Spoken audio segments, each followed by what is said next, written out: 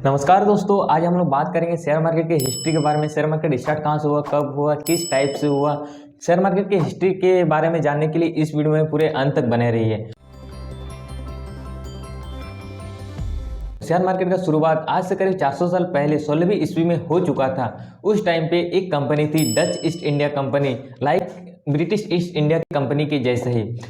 ये कंपनी उस टाइम जहाँ पर था, अभी उस जगह का नाम है नीदरलैंड। अभी थोड़ा सा बात कर लेते हैं डच ईस्ट इंडिया कंपनी का बेसिकली काम क्या था। उस टाइम पे 16वीं ईस्वी में वर्ल्ड मैप का पूरी तरह से आविष्कार नहीं हुआ था, पूरी तरह से रेडी नहीं हुआ था। उस टाइम बेसिकली कंपनी का काम ये होता था कि अलग अलग कंट्री जाके वहाँ पर रिसर्च करना, वहाँ का कल्चर को देखना, फिर वहाँ पर रिसर्च करके जो भी मतलब बेसिकली कंपनी का यही काम था कि दूसरे कंट्री जाके वहाँ का कल्चर सामान खोज के लाना होता था।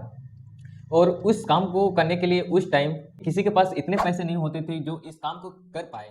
तो इसीलिए वहाँ पर लोगों के पास एक ऑफर लाया, जो बड़े बड़े लोग होते थे उन लोगों के पास एक ऑफर लाया जिसको बोला जाता है पब्लिक इनिशियल ऑफर, जिसको शॉर्ट फॉर्म में आईपीओ बोला जाता है। देखिए आईपीओ उस टाइम पे बेसिकली लोगों को बोल के मतलब बड़े बड़े लोगों को ऑफर डायरेक्टली दिया गया। लेकिन ये अभी के समय में आईपीओ लाने के लिए बहुत सारे प्रोसेस होते हैं, बहुत सारे चीज़ होते हैं। अगर आपको आईपीओ कैसे लाया जाता है पूरी डिटेल्स में आईपीओ के बारे में जानकारी चाहिए तो हमें कमेंट कीजिए। इसके बारे में मैं आपको पूरे डिटेल्स में बताऊंगा कि आईपीओ होता क्या, काम कैसे करता है। फिलहाल टॉपिक पे आते हैं। उस टाइम पे सिप में मतलब कंपनी में इन्वेस्ट नहीं कर किया जाता था, उस टाइम सिप में इन्वेस्ट किया जाता था। फिर उन लोग को समझाया कि हमारे सिप में इन्वेस्ट कीजिए, वो सिप जो भी यहाँ से मतलब जाने के लिए जो भी कॉस्ट लगेगा वो हम लोग आपस में डिवाइडेड कर लेंगे, कॉस्ट के हिसाब से, परसेंटेज के हिसाब से डिवाइड कर लेंगे। फिर वो भी जितना भी सामान लाएगा, जो भी चीज़ उससे प्रॉफिट जनरेट होगा वो हम लोग आपस में शेयरिंग कर लेंगे। तो ऐसे करते करते बहुत सारे लोगों को लॉस भी होता था, बहुत सारे लोगों को बहुत ज़्यादा प्रॉफिट भी होता था। उस टाइम बेसिकली काम करता था लक, क्योंकि उस टाइम पे जो भी आदमी एक सिप या दो सिप में इन्वेस्ट करते थे उन लोग को बेसिकली लक काम करता था।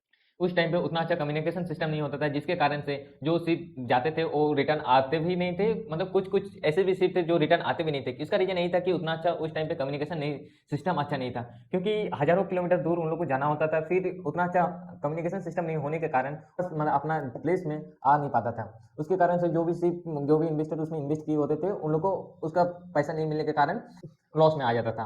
जिसके मतलब वो एक तरह से लक का काम होता था, क्योंकि तूफान की वजह से बोट टूट जाता था, लुटेरा लूट लिया जाता था, रास्ता भटक जाता था। तो इसी के कारण से बहुत सारे आदमी को लॉस होता था। और बहुत सारे लोग को जब प्रॉफिट होता था, प्रॉफिट उन लोगों को होता था जो एक सिप में इन्वेस्ट ना करके बहुत सारे 5-10 सिप में इन्वेस्ट करते थे, और उसमें अच्छा खासा उन लोग प्रॉफिट लेके आते थे, बहुत सारी चीज लेके आते थे, जिससे उसमें बहुत सारा अच्छा खासा प्रॉफिट निकलते थे। जैसे अगर मान लो 10 सिप में इन्वेस्ट किए होते तो 5 सिप अगर रिटर्न भी नहीं आता है तो 5 सिप इतने उन लोग को प्रॉफिट जनरेट करके देता है कि उन लोग को लॉस नहीं होता है। तो इसी के वजह से मतलब इसी मॉडल को फॉलो करते हुए उस टाइम पे कंपनी इतने बड़े कंपनी बन चुका था, इतने बड़े प्रॉफिटेबल कंपनी बन चुका था। ब्रिटिश ईस्ट इंडिया कंपनी और डच ईस्ट इंडिया कंपनी बहुत बड़ा एक कंपनी बन चुका था।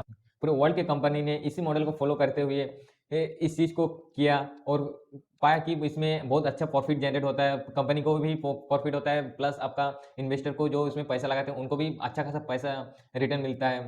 तो यहीं से शेयर मार्केट का शुरुआत हुआ। अभी बहुत सारी चीज़ें बदल चुकी है, बहुत सारी चीज़ आ चुकी है। उस टाइम पे एक्सचेंज भी नहीं होते थे, उस टाइम पे पेपर वर्क होता था कि पेपर में एग्रीमेंट होता था कि हम इतना प्रॉफिट शेयर है, इतना परसेंटेज कंपनी का तुम रखो, इतना हम रखते हैं, उसके हिसाब से होता था। अभी तो सब डिजिटल हो चुका है। अभी उस टाइम पे एक्सचेंज भी नहीं होते थे। आपको एक्सचेंज के बारे में पूरी डिटेल्स में बात करेंगे कि नेक्स्ट वीडियो में कि एक्सचेंज काम कैसे करता है, किस टाइप से कितने टाइप के एक्सचेंज होते हैं, इसके बारे में नेक्स्ट वीडियो में पूरी डिटेल्स में बात करेंगे। फिलहाल के लिए इतना ही, तब तक के लिए थैंक यू। जय हिंद, जय भारत।